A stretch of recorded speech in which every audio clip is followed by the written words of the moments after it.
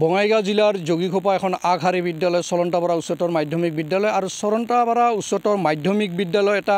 মহিলা কেন্দ্ৰত ইয়াত পৰীক্ষাত অৱতীৰ্ণ হ'ব পৰা 98 গৰাকী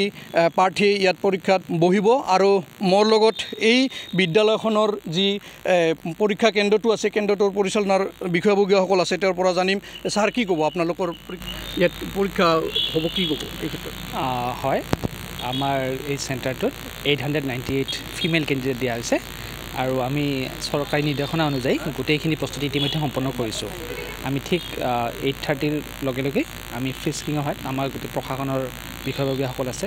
আমাৰ গোটেই ষ্টাফ ফুল ফ্লেজেড ষ্টাফ এটা দিছে তেওঁলোকে মোতায়েন কৰিছে তো তেওঁলোকৰ সহায়ত আমি প্ৰপাৰ ফ্ৰিস্কিং কৰি আমি 8:30 আমাৰ কেম্পাছৰ ভিতৰত প্ৰাৰ্থীখিনিক আমি ইয়াত যাবলৈ দিম আৰু আমি ঠিক আধা ঘণ্টা আগত ৰুমবিলাকত প্ৰৱেশ কৰিব দিম এইবেলি জিলাখনত কেইটা কেন্দ্ৰ আছে এই আমাৰ গোটেই বঙাইগাঁও জিলাত 37টা নিৰাপত্তা দিশ কেনেকুৱা ছাৰ নিৰাপত্তা দিশ আমাৰ সঁচাকেই হেৰি কৰিব লগা মানে চাবলগীয়া একদম ফুল কটকটীয়া আৰু ৰাজ্য চৰকাৰৰ যি নিৰ্দেশ ইণ্টাৰনেট যিটো বন্ধ কৰিছে হয় সেইটো বন্ধ এতিয়া কৰা নাই নেকি নিশ্চয় কৰিব 10:30 পৰা ইণ্টাৰনেটটো বন্ধ কৰি দিব কাৰণ যাতে পৰীক্ষাটো আমাৰ সুকলমে হয় সেইখিনি ব্যৱস্থা কৰা হৈছে চৰকাৰে আচলতে এইদৰে নিৰাপত্তা দিশটো কটকটীয়া নিৰাপত্তাৰ মাজত এই পৰীক্ষা হ'ব গতিকে মোৰ সতীৰ্থ এক দৃশ্যাংশ দেখুৱাব যে চলন্তাপাৰা উচ্চতৰ মাধ্যমিক বিদ্যালয়ৰ এটা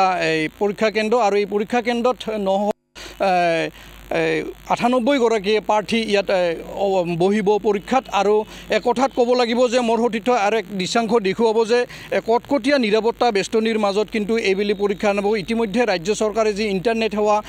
বন্ধ কৰি ইতিমধ্যে বন্ধ হৈ আছে আৰু হয়তো 1:30 সেই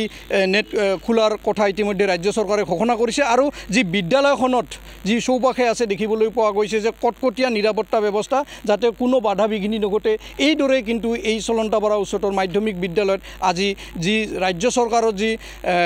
তৃতীয় শ্ৰেণী পথৰ নিযুক্তিৰ পৰীক্ষা